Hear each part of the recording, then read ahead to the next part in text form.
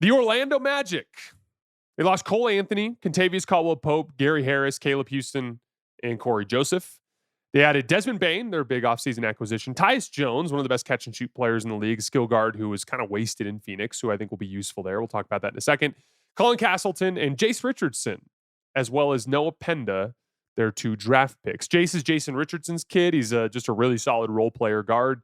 And then Noah is a defensive forward prospect.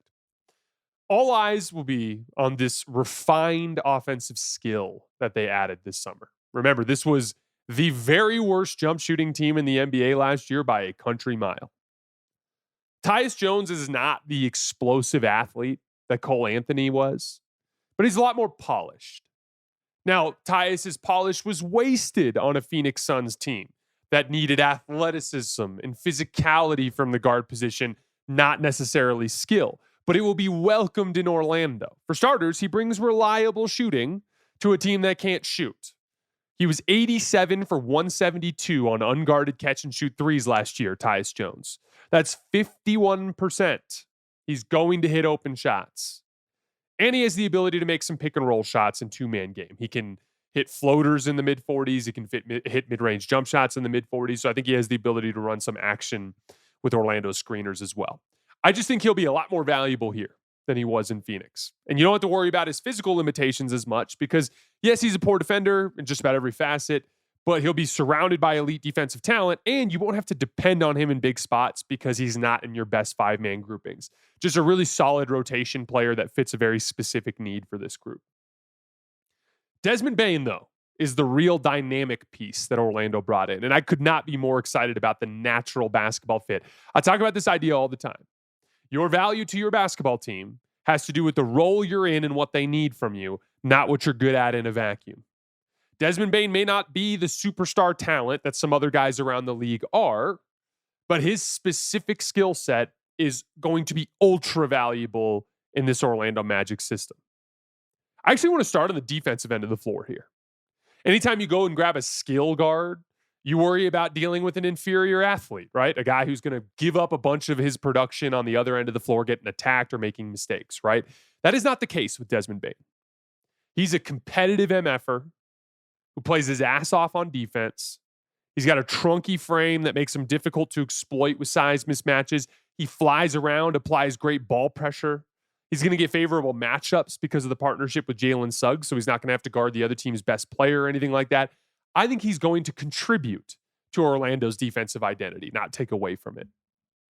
And on offense, he represents the first player in the Franz and Paolo era that can actually unlock those 2 guys in their 2-man game situations, whether that be ghost screens or even just using them as role men in 2-man game situations like ball screens and things along those lines. Any action Orlando would run with their guards before Desmond Bane entered the equation, even decent shooters, guys like Jalen Suggs or Corey Joseph, teams would just be willing to live with the results. You'd live with them taking threes, slipping out of a ghost screen. You'd live with them taking pull-up threes out of a ball screen if you got a good screen on the on-ball defender. They would make it hard for guys like Paolo and Franz to actually make the defense pay for lingering or sticking 2 on the ball. It also made it harder for them to get favorable switches because you could get away with hedging and recovering against those level of shooters. You are not going to be able to just live with Desmond Bane getting good looks. He shot over 50% on unguarded catch and shoot threes last year. More than half. You cannot leave him open. So by the way, Orlando, the worst 3-point shooting team in the NBA last year, added 2 50+% open 3-point shooters. That's going to be a big boost for them in a key area. Bane was also one of the best pull-up shooters in the league last year.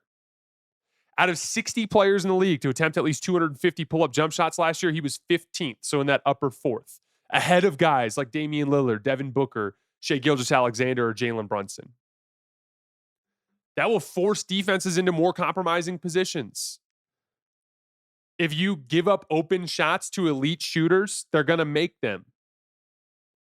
If you have Desmond Bane set a screen and you stay attached to Desmond Bane on a screen for Franz or a screen for Paolo, those dudes are going to go screaming downhill because the bigger defenders guarding Paolo and Franz are not going to be good at navigating screens.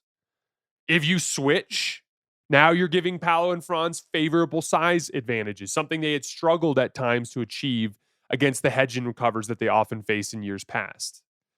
In situations where Paolo and Franz are the screener, they should get more opportunities on the roll because you'll actually have to account for Desmond Bane in that situation instead of just living with the guy taking a shot coming off of that screen. Those two guys combined for about 110 roll man possessions last year. I think we could see that number double this year, potentially. And lastly, for clutch situations, the Magic now finally have two-man game combinations that they can actually go to and count on getting quality stuff.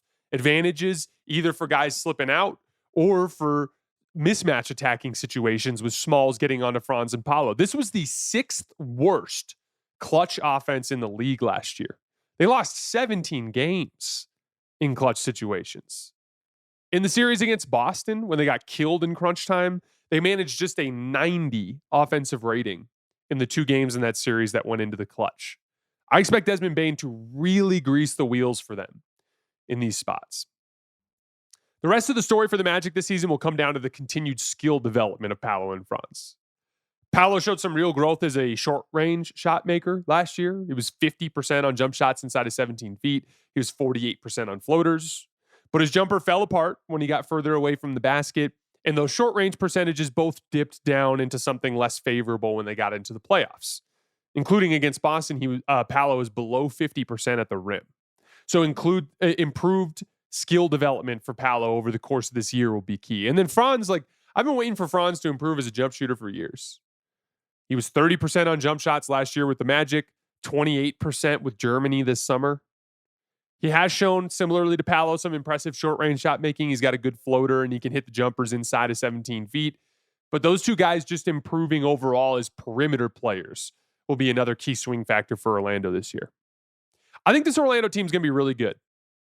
I think with Desmond Bane, they have a legitimate chance to win the conference. Bane, to me, is the classic example of your value is more specific to your situation than in a vacuum. And I think Bane plugs naturally into a very specific need for this team. And now you have Paolo and Franz with a couple years of playoff experience. The Celtics and Pacers are out of the mix. So it kind of feels like that first real opportunity for a long playoff run for the Magic. We saw how their physicality caused concerns for Cleveland 2 years ago.